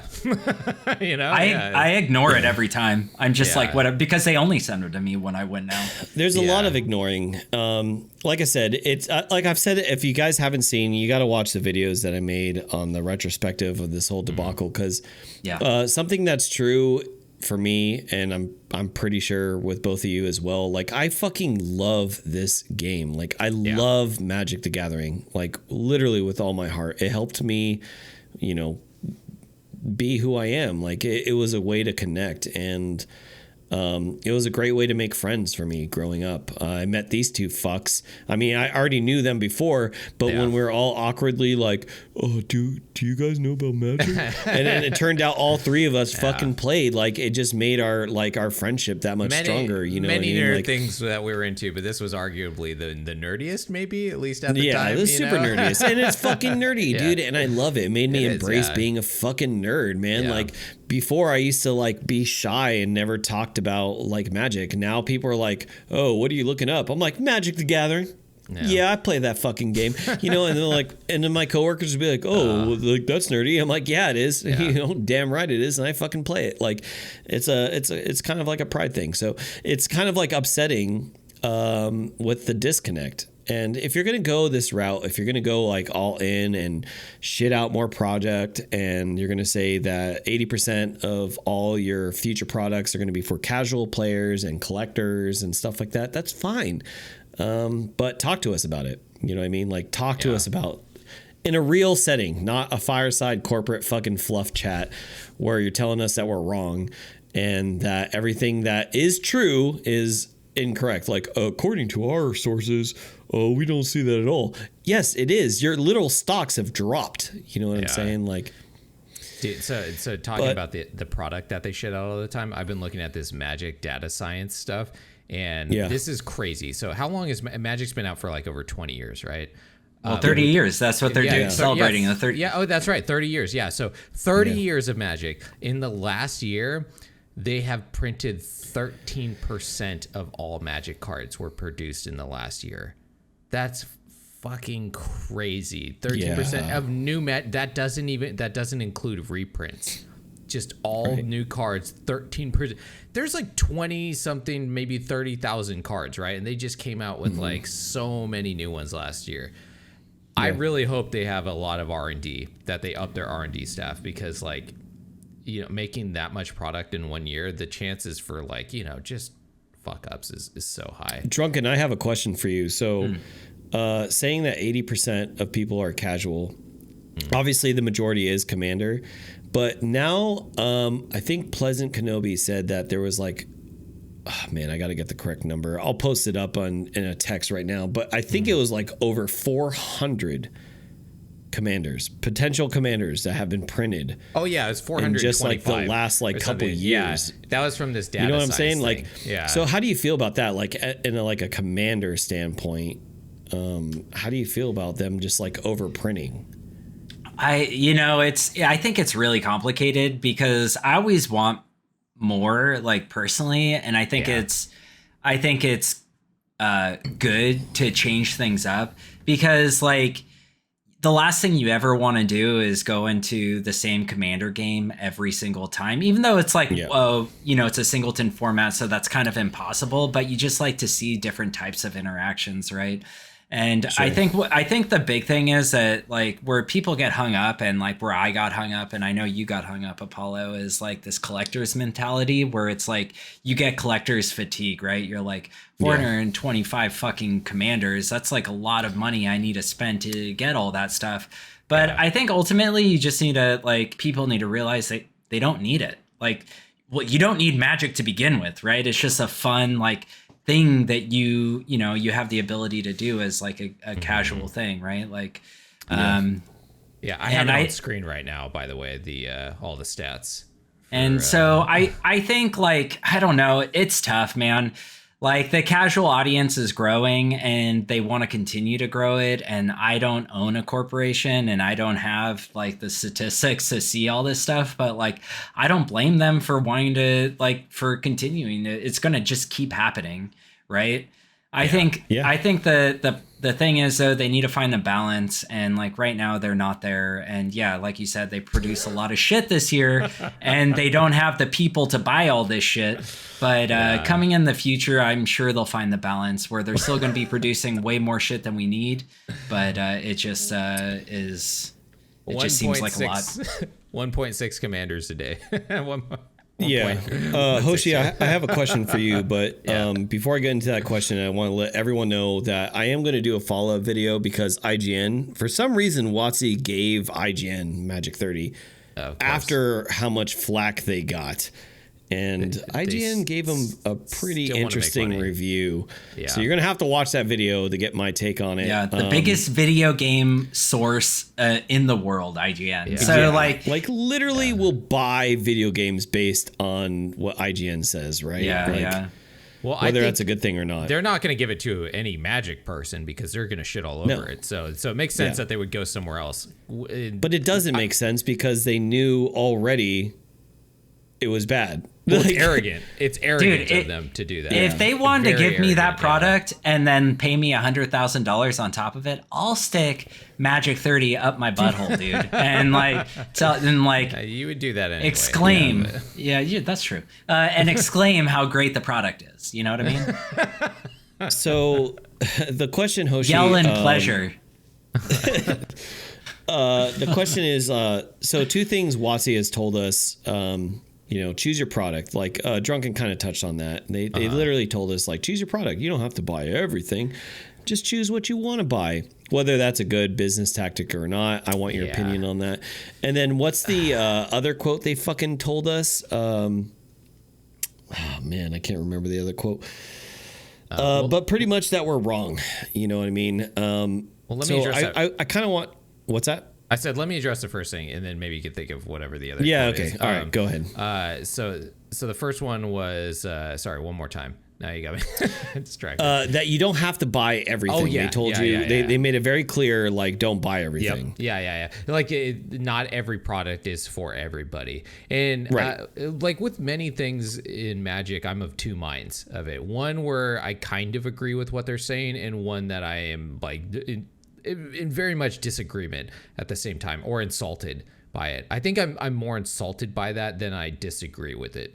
Right? Like, yes, I don't want to play every format, right? Like, I don't play like Legacy. I don't play Standard. Like there are definitely formats that I don't really play. Like, I'm not like super into Commander anymore, like I used to be. So I get it. I don't play every single format. So, and the vast majority of people don't. So yes. From a very practical standpoint, what he said is true, and it's hard to argue with that. But from like a consumer standpoint, it's insulting for them to say that, right? Like, oh yeah, it's everything's not for you, right? Like, hey, fuck off, don't play. Like, I get it that you're not going to play every portion of our game. Like, they just said it in a weird way, right? Of like, they could have said more like, hey, we're trying to accommodate like all of our fans, and we get that some people are gonna feel overwhelmed by it or something, but they didn't say that. Like, they said it in a very like, hey, fuck you, this is like, you're not gonna be able to play everything, right? Like, this isn't for you, right? It's like the what is it, the professor has been saying that all the time, like, this isn't for you. It's like they echoed what he just said. It was like, how tone deaf are you guys that you're like, their PR is fucking terrible. Their PR is really bad. And they just kind of don't care about it, it seems like. I get it that Magic fans are, volatile, but a lot of fans of everything are volatile, right? So it just major seems fans, like, oh, exactly. Anyone who's passionate about anything is going to have, disgruntled words to say. But WotC has really just like shrugged off the like, I don't give a shit what you say, right? And I'm done trying to appeal to you guys, is kind of what it feels like. They're like, you're going to buy it anyway, so we're just going to, barely address. And the guy that said that was the guy who is like their PR face. What's his name? I can't, like Blake.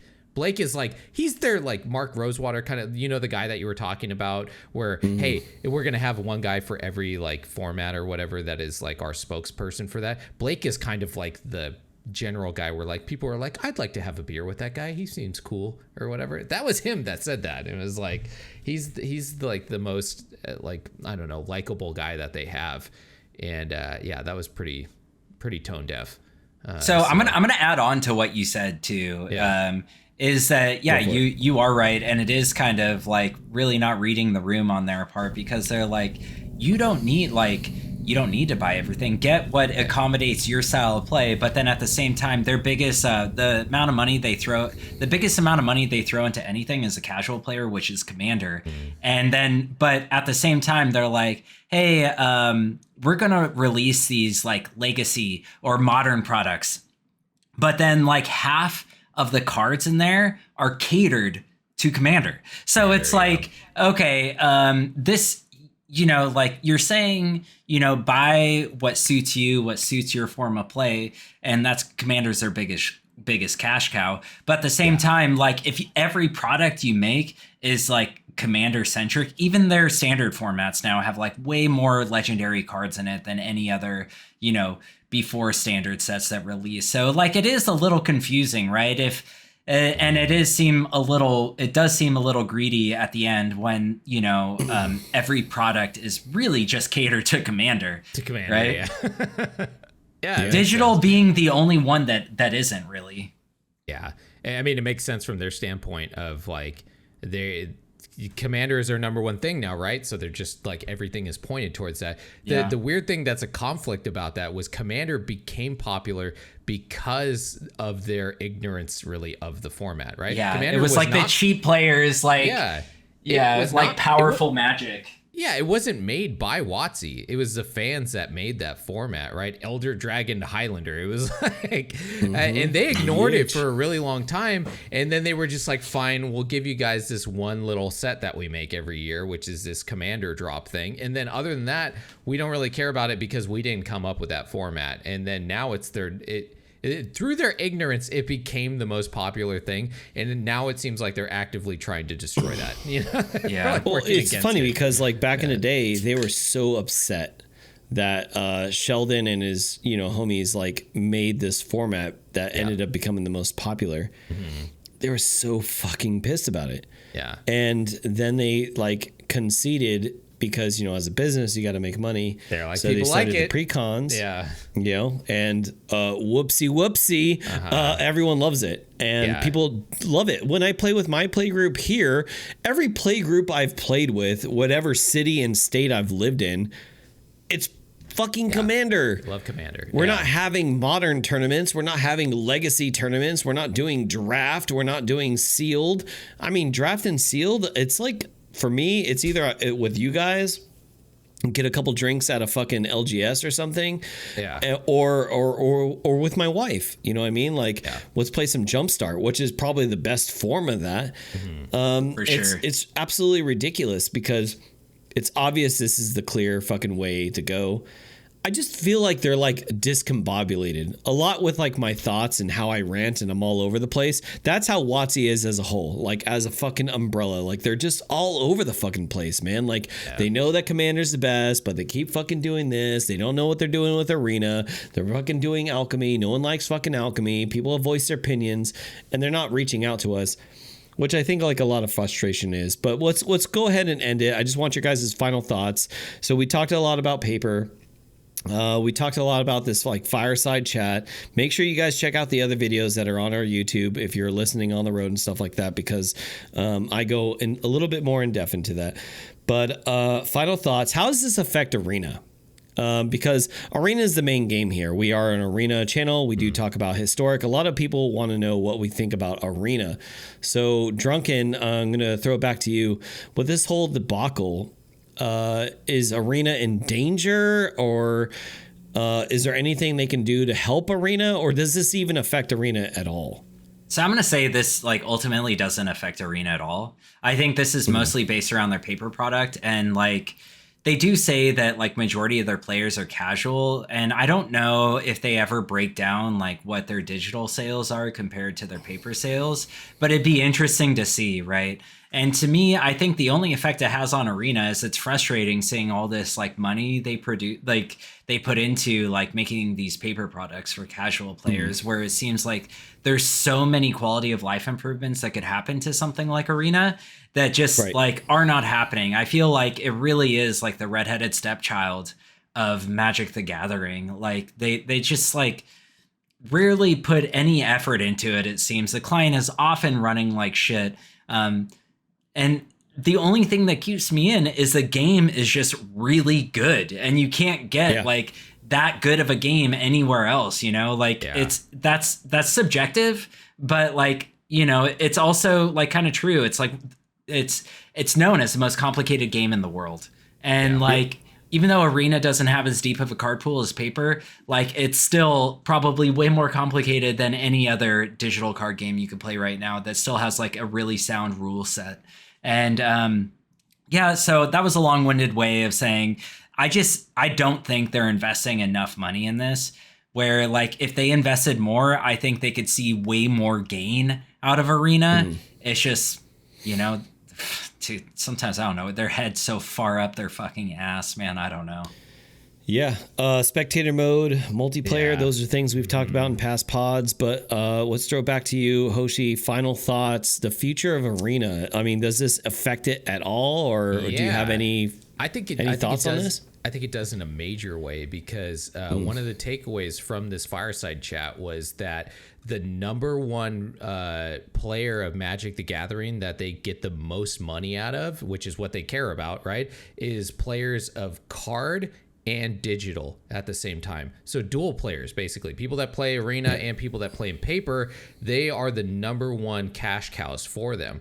So thank you for bringing that up. I think we're going to see a lot of paper pushing Arena and Arena pushing paper, because since that's the way that they make the most money, it makes sense of them trying to combine those two things and to push each player into the other one to push their money up higher, right? So we might be seeing more things of like, hey, if you play Arena, we'll give you paper cards, or hey, remember when they used to do the pre-releases, you would get Arena stuff. Like maybe we might start seeing more of that. Arena Commander. Yeah, that would be amazing if they did do that. It's such a cash cow. I don't understand like why it doesn't exist. Who knows, dude? Like I mentioned before, I think the client just isn't capable of it. Yeah, that's probably true. They'd have to probably revamp the entire client, which, you know, who knows how much that would cost. So I do, and we did see a minor improvement this week, right? We saw our first quality of life improvement since like the fucking phone game came out, right? We couldn't name it. We couldn't name anything that was like a quality of life improvement, but that's because it's easier to reflect on bad things than it is good things. So it's true. That's true. So I think maybe since they're seeing that like they are getting a lot of money out of Arena, and that we might see some more care to it. I hope we do. That's my like, you know, positivity out of disgust, right?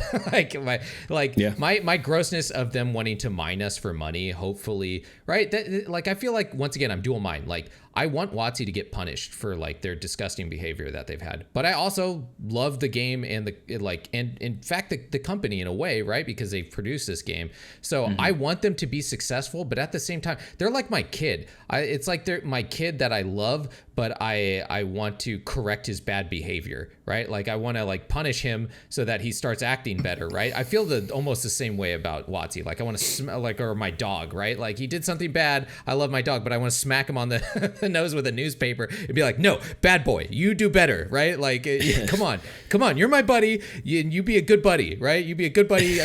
You don't do that bad thing that you did, right? So that's kind of what I feel like. And WotC's like my nightmare dog that's tearing up my couch in my house. I'm very upset with WotC right now, but I do feel a deep love for at least Magic. So hopefully there's good stuff that comes out. It's hard, right?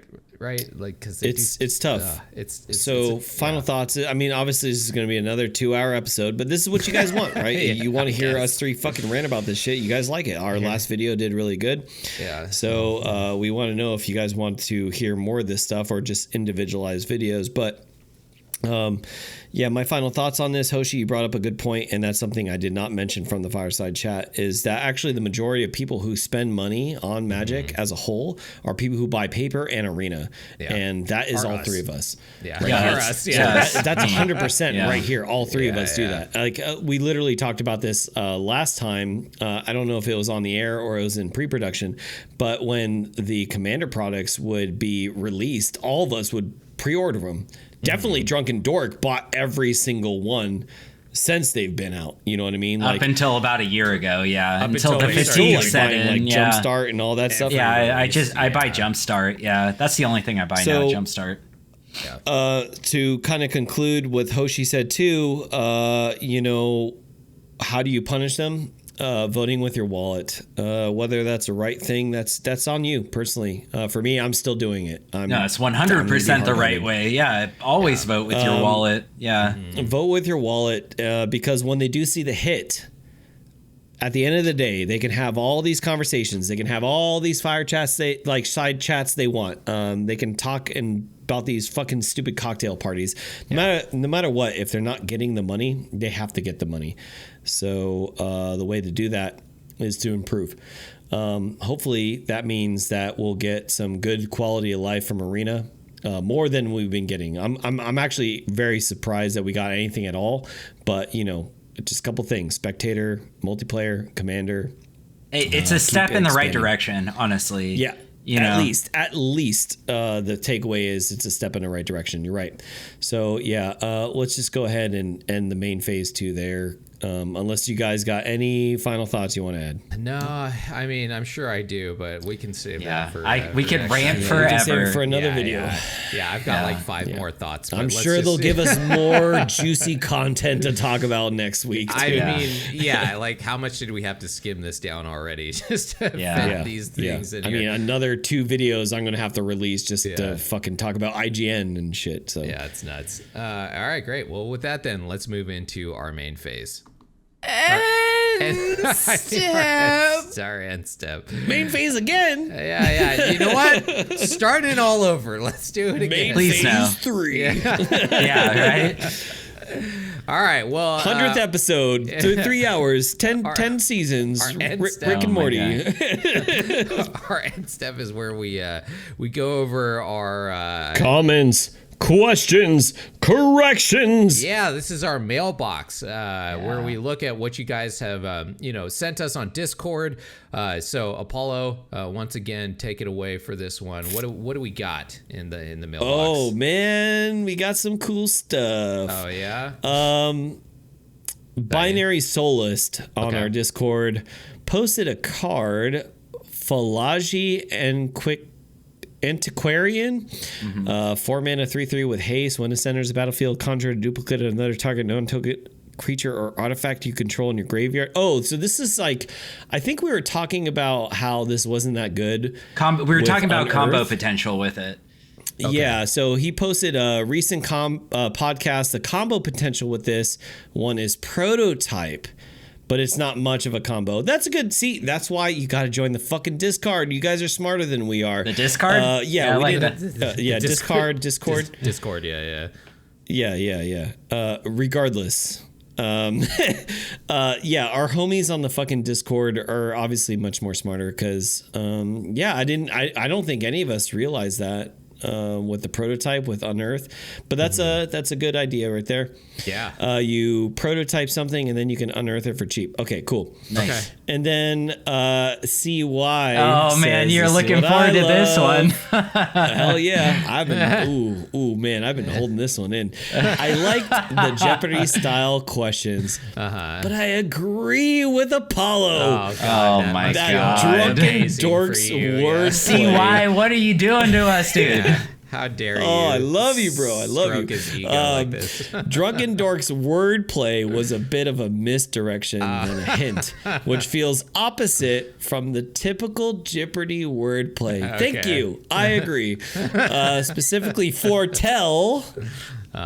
What I've been saying, which is a specific mechanic that doesn't relate to the answer, but does relate to another card that was banned 6 months' time as the answered card.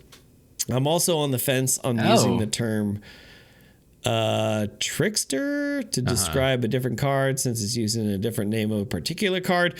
I'm all for using the subterfuge, but it feels a bit meaner than typical Jeopardy hints. Also, why no form of a question? What is? So for now on, Yeah. what is? Okay, I like that.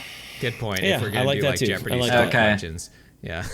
We also don't have buzzers. Let's see. I also feel like Chris Clay's was Arena's. Okay.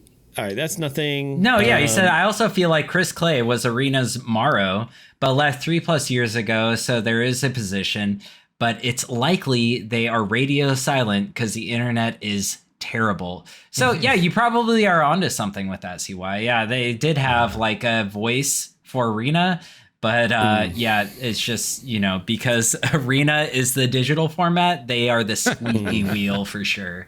Yeah. This one's funny because my two co-hosts here. I mean, I'm pretty fucking dumb too, but absolutely. Drunken mispronounces a couple formats incorrectly pretty consistently. So he put an actual Google pronunciation of artisan and artesian. Yes. And how to say each one. Thank you. I'll still get it wrong. So I like that. How to say artisan, how to say artesian. So the format is artesian, right? No, artesian. No, it's artisan. Okay. Artesian? Who makes bread? Other than that, I'm pretty sure that's it. Unless we have something in podcast topic suggestions. No, I think that's it. Yeah, let's close it out. Okay, awesome. Cool. All right, well, with that, then let's move into our cleanup phase. Cleanup. And cleanup's just how we go over how you can get a hold of us. So we are on Discord, like we just talked about, which is awesome community. And then we also do this YouTube thing every once in a while. Paula's been putting out way more YouTube videos, which is great. They're really good stuff. And we put this podcast on YouTube if you want to watch it there, and you can see all the stuff that we're talking about. We're also on all of the podcast stuff if you want to take us on the go. We're there. And if you do watch us on YouTube or any of these things, for the good of the channel, we would always appreciate some type of, like or comment or something like that. It just, helps us out. And we've been doing this for 100 episodes now, which is crazy. Yeah. And we want to keep doing it. So any of that stuff is greatly appreciated. And with that, let's move into our discard phase. Ooh, I got a whole beer. Discard phase. Drink them up, and boys. discard is our final phase where we just say our goodbyes to you guys until we see you again. So, Paulo, any final words? Rick and Morty, 100 more episodes. YouTube, like, subscribe. Well said. Drunken. Ooh-wee. So, I want to speak to this potential of having a tournament. I actually looked into this, and it's relatively easy to do. So, look forward to that in the future. I'm looking into it right now. I just need to use the app, and I am getting played off stage. So, cheers, everyone. All right, and love you guys. We will see you right here back again next time on Mandarin. Cheers, everybody. Future Apollo. Edit that out.